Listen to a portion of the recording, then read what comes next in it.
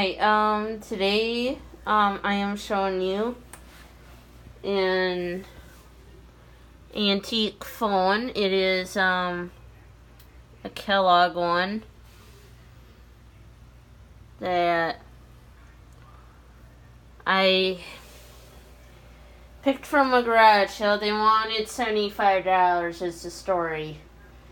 Yeah, so they told me when I got there that they are negotiable on everything, so what I did was I started hemming and hawing, so I thought, well, to myself, well, it wouldn't hurt to see if they would go down. So I asked them, just like I learned off of watching American Pickers and that. So I asked them, what is the lowest you'll take for this? And they said, for you, $65. And I'm like, well, it is worth more than $65. So, like I said, it has some condition issues. But overall, because I think like the antique store normally sells these for anywhere between $150 to $120, upwards to $200 and up. I've seen these in antique stores. This is a real one. It's heavier than F. They don't really sell online, so if I were to flip this thing, I'd probably have to sell it in person and say cash only. But then they wouldn't give me what it's worth either, so you kind of gotta remember that. Like I said, if someone offers me $100 for it, I'll sell it to them. So long as they got the cash money right now. And the other story is, what the seller told me was that they had someone else look at it, a guy, and he wanted them to have it on hold. And then they said, well, all of a sudden, another person looked at it, a woman, and she said that she has an antique store and was way too cheap for the phone. So she said, could you hold it for me? She said yes. And she said neither one of them never came back, but she said, if you buy it now, then they'll say that it sold, of course, and they told me this. And I know you all will look at me funny for saying this. They told me they have an antique store up in Minnesota where they could sell it for more than $75. And I'm like, okay, and you're saying everything's priced way underpriced? And you have a rummage sale and you run a antique store. I understand. I didn't want to tell them I'm trying to become an antique dealer myself online. Because honestly, I don't want them to all of a sudden get mad at me and throw me out, you know. I kind of want to keep them happy with me and that. So I paid for this in cash. I went and counted the money to them when they said 65 because I knew it's worth probably an easy $120 to $150 easy if I were to try to sell it myself.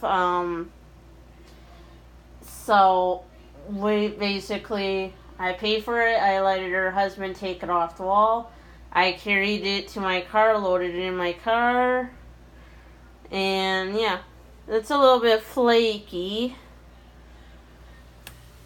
Overall, all in original condition here,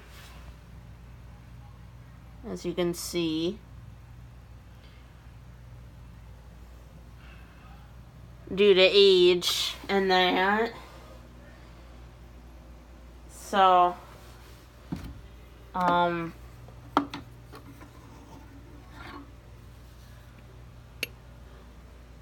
and this is the receiver. pretty cool. And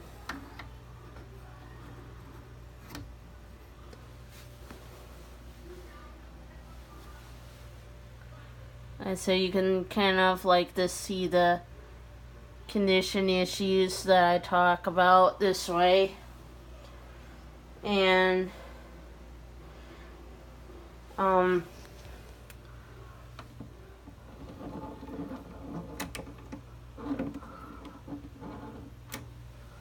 I said, no dinging. But my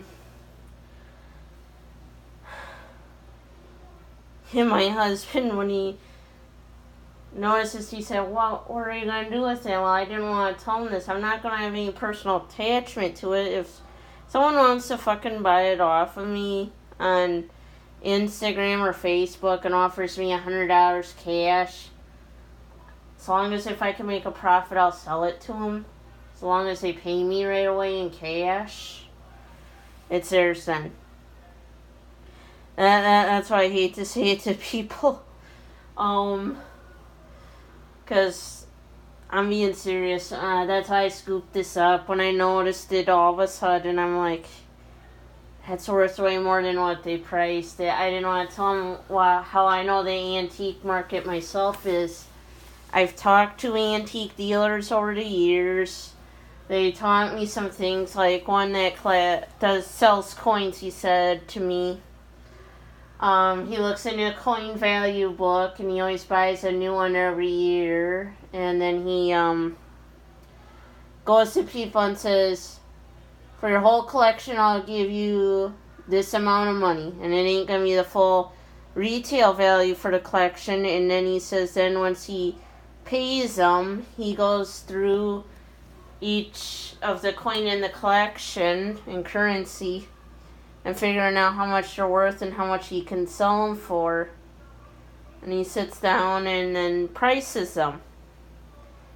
So, and he puts them in his little booth spot in the antique store for sale.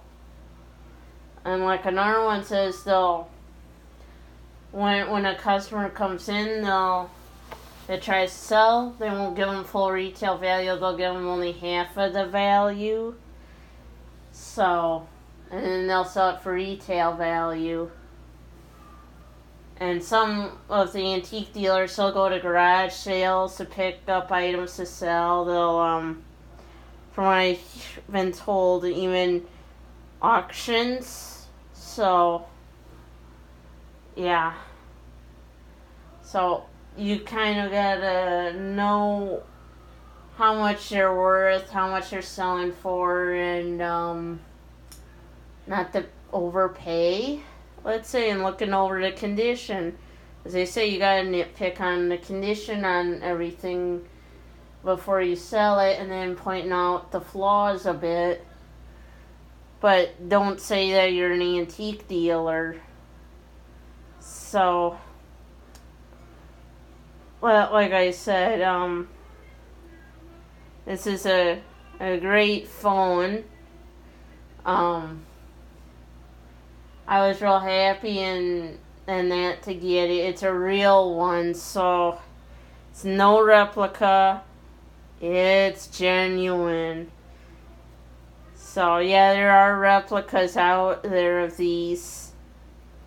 And you really gotta look it over.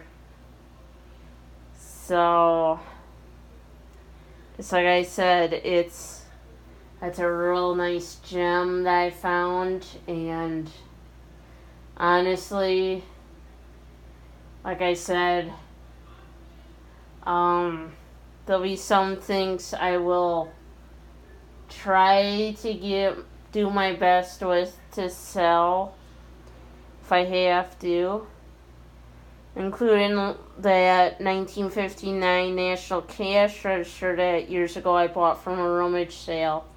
I paid $15 for it, and the person said to me I could make money off of it and that it's worth $80. So, Yeah, it really is worth that, but no one buys cash registers online because to ship it costs over $100 just to ship it, and this is a pretty heavy sucker too, but nowhere near heavy as a cash register, I'll tell you that.